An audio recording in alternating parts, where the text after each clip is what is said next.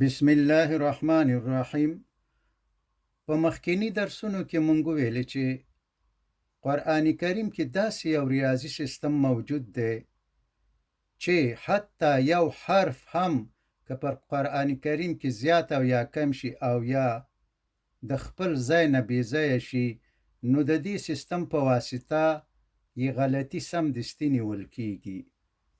او بیا دا مونږ هم ویل چې قرآن کریم یو کوډیټ یا کوډ شوی کلام دی چې کونجیانې یا کوډز یې دوه حسابي نمبرونه دي چې یو او بل 19 دی.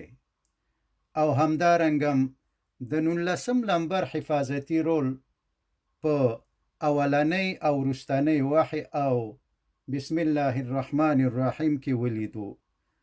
اوس راځو په حروف المقطعاتو کې د 19م نمبر حفاظتي یا سیکیوریټي رول ګورو.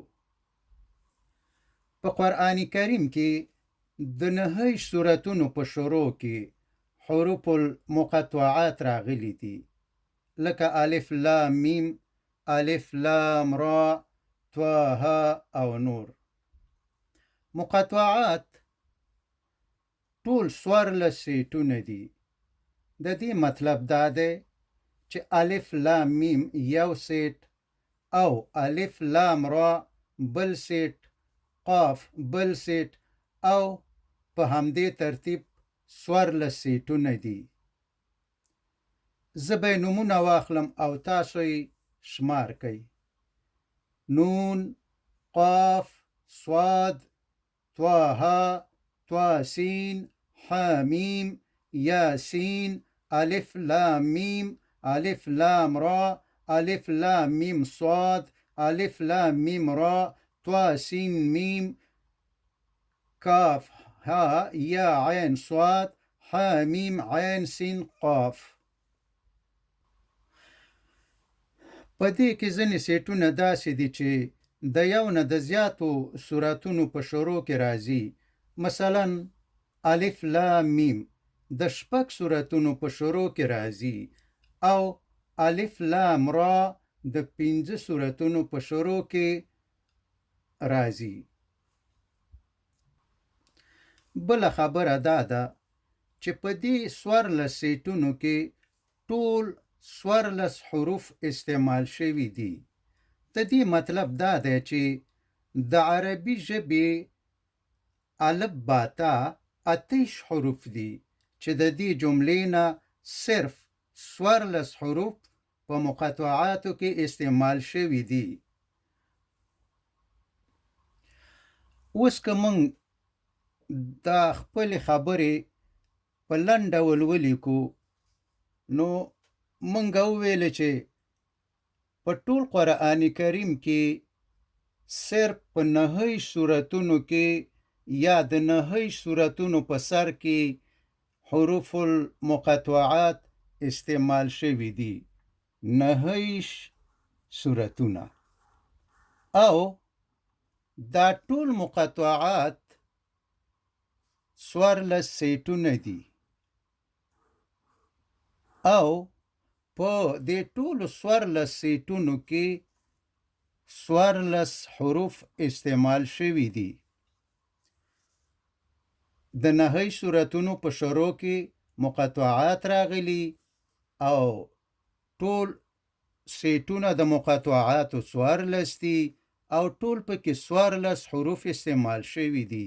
اوس دا ټول سره جمع کوي، مساوي کیږي یا جواب راځي 50. اوس 50 دا راوالی په 19 تقسیم کوي. تقسیم 19 پوره تقسیمیږي او جواب 3 راځي. بل خبره دا خو اوله خبره شو. او دویمه خبره دسې یو خط به وباسو چې هغه تاسو داسې فکر وکړئ چې دا 114 سورتونه چې په قرآن کریم کې دي دا په دې باندې لیکو داسې شماره یې پې باندې لیکو. مثلا دا اول صورت، دا دویم، دریم، څلورم، پنځم، خو په همدې ترتیب باندې فکر وکړئ چې په دغه ځای کې اته شپېتم صورت راغی او دغه دویم صورت دی او په همدې ترتیب راځو 114 صورت پورې. 114 صورت 114 صورت دا سورت الناس دی، الناس یا قل اعوذ برب الناس. او اته شپېتم صورت دا سورت القلم دی او دویم نمبر صورت دا سورت البقره ده. حروف المقطعات دا د دویم صورت نه شروع شوي یا سورت البقره نه شروع شوي او د اته شپېتم صورت پورې دغې صورتونو کې صرف راغلي. د دویم صورت نه مخکې هم نشته او د اته شپېتم صورت نه وروسته د آخر صورت قل اعوذ برب الناس پورې هم نشته. صرف په دویم صورت شروع شوي او اته شپېتم صورت باندې ختم شوي. د دې په منځ کې چې کوم صورتونه دي په دغې صورتونو کې هم شته دی، خو په دې کې هم په ټولو کې نشته، په کم صورت کې شته او په کم کې نشته دی. ځکه د دې دویم نه د اته شپېتم پورې چې دا هم دا یو صورت چې الحمدلله صورت فاتحه چې ترې لرې کړي دا 7 پاتې شو. یعنی په دې 7 صورتونو کې صرف په 9 صورتونو کې مقطعات شته دی.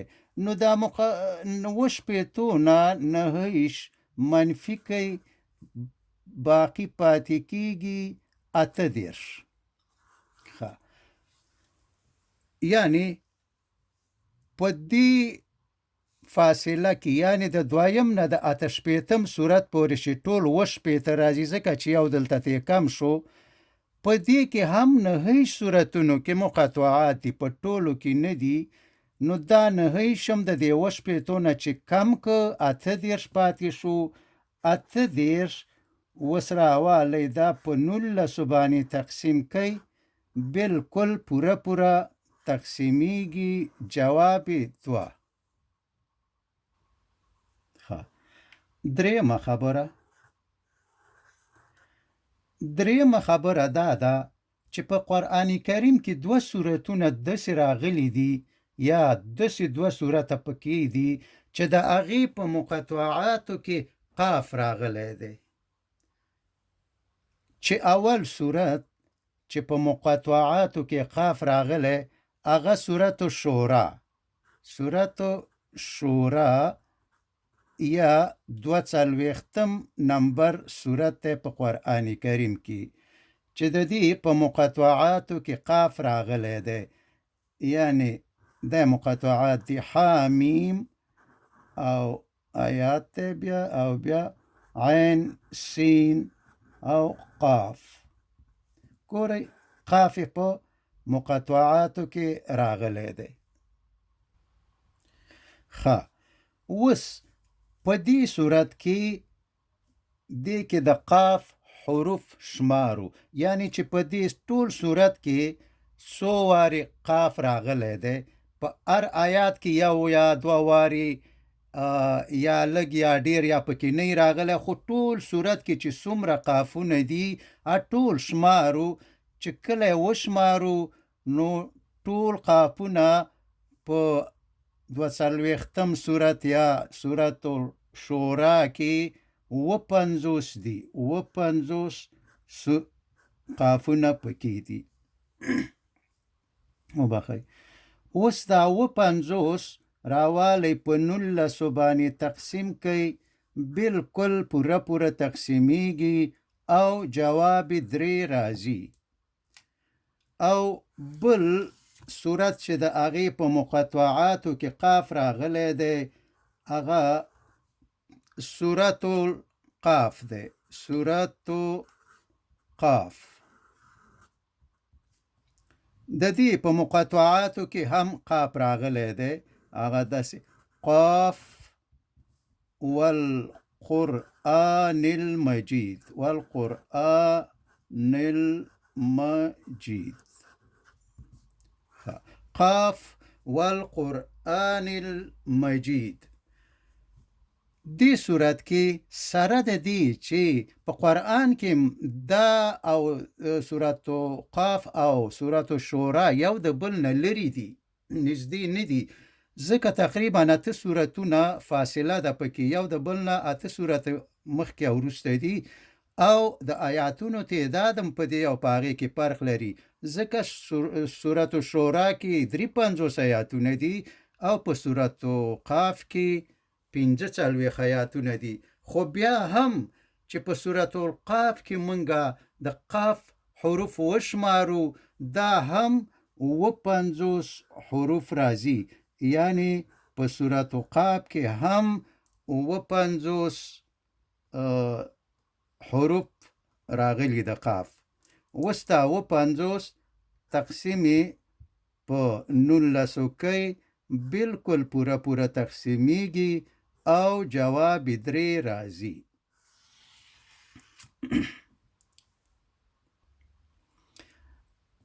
بله خبره 5. اوس که د دې دواړو سورتونو د قافونو تعداد سره جمع کو، وبه ګورو چې هغه هم په 19 باندې پوره تقسیمیږي. د سورت شورا د قافونو تعداد 50 او جمع د سورت قاف د قافونو تعداد دام 50. دا چې سره جمع کو 114 دا په قرآن کریم کې د ټولو سورتونو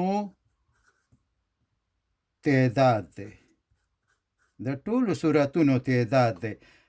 دا خو د یوه او بله اوسې په 19 تقسیم کوي، بالکل پوره تقسیمیږي او جواب 6 راځي. بله خبره دا ده چې تاسو ټول پوهیږئ په دې باندې چې هر سورت په قرآن کریم کې یو نمبر لري. مثلا سورت الفاتحه اول نمبر سورت دی، او سورت البقره 2یم نمبر سورت دی. همدا قسم ټول سورتونه نمبر لري. نو په همدې ترتیب سره سورت القاف دا 50م نمبر سورت دی او سورت الشورا دا 42م نمبر سورت دی. او بل دا ده چې هر سورت کې د آیاتونو تعداد معلومي.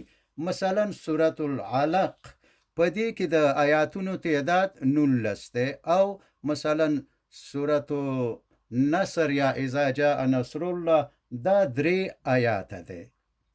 نو اوس راځو په دې 2 سورتونو کې، یعنی سورت شورا او سورت قاف کې، په دې دواړو سورتونو کې منګه د دې د سورت نمبر او د آیاتونو نمبرونه سره د آیاتونو تعداد سره جمع کوو. مثلا د سورت شورا د آیاتونو تعداد د دې 53 دی. آیاتونو تعداد 53 دی، او د سورت نمبر په قرآن کریم کې 42 دی. دا سره جمع کوي، چې دا جمع کوي 15 او 9، 95 راځي. اوس دا 95 راوالی دا په 19 باندې تقسیم کوي، ګورئ چې بالکل پوره تقسیمیږي، جوابی 15.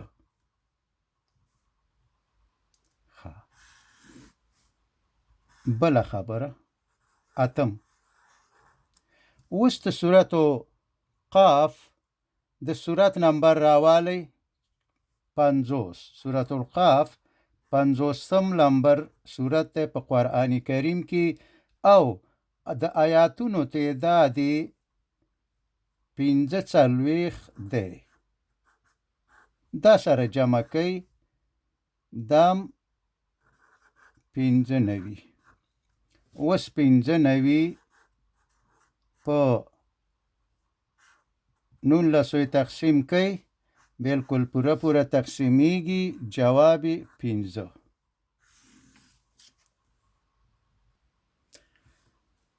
خبله داسې وړه غوندې موضوع ده، ډېر وخت نه نیسي، دا به م انشاءالله نن وکړو. په قرآن کریم کې ځینې نمبرونه راغلي دي، یعنی حسابي نمبرونه، مثلا 1 2 3 10 20 40 50 زر او همداسې نور نمبرونه دي.